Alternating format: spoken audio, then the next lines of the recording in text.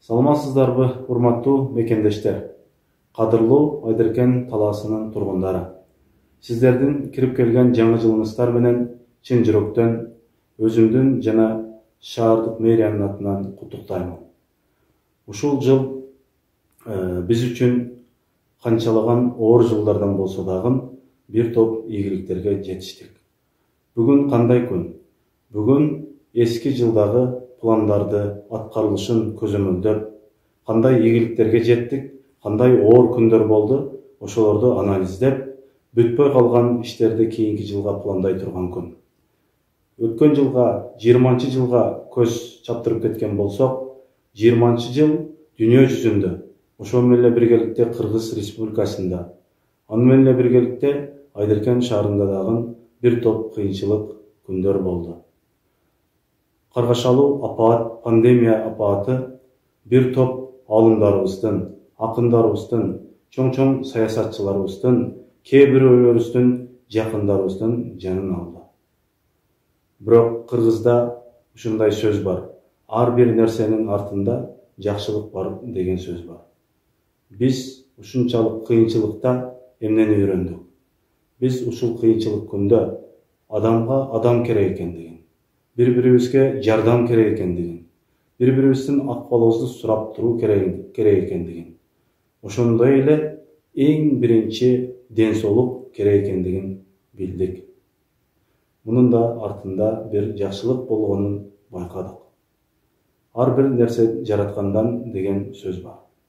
Ошондуктан мен сиздерге быйылкы жылы кааларым чын ден соолук, узун өмүр, ар бириңиздердин үй бүлөңүздөргө бакубат жашоо каалайм.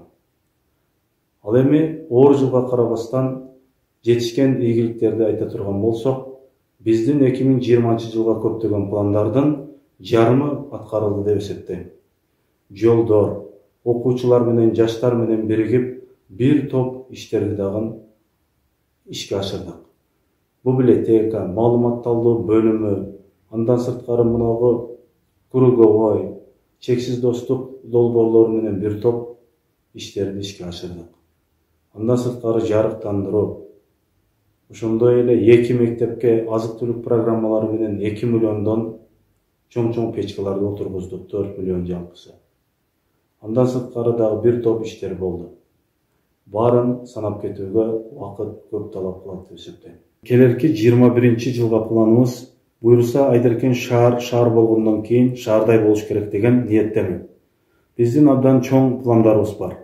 Биринчиден, эскилиги жеткен жалпы домдордун сырттарын түстүү светке краскалоо.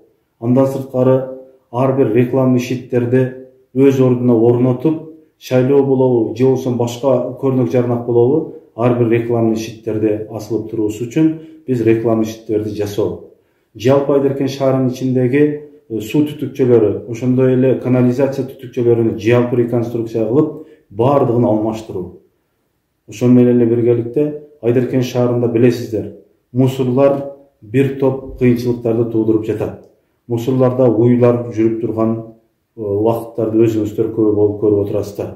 Ошондуктан биз быйыл баардык мусорный точкаларга жаңы бактарды отургузуп, аларды ташуучу технологиялык машиналарды атайын 2 машинаны алдырып, андан сырткары кышкысын жолдорду тазалоо үчүн күрөөчү, аркасында туз себүүчү менен ортосу шыпыруучу атайын кышкыга даярдалган машина алуу. Андан сырткары чоң ошо рекламный щит же болбосо эскилиги жеткен дарактардын үстүнө бутоо үчүн атайын мындай автокран сыяктуу машинаны алдыруу пландарыбыз бар.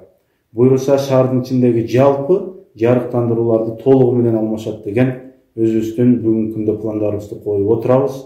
Буйруса булар болот. Ишкерлерди колдоо, жаштарды колдоо, жаштар менен иш алып баруу, билим сапатыга көңүл буруу ар дайым биздин планыбызга кирип келет. Бул жылы бир аз жетишпей калган пландарыбызды буйруса 21 толугу менен ашырабыз деген үмүттөмүн.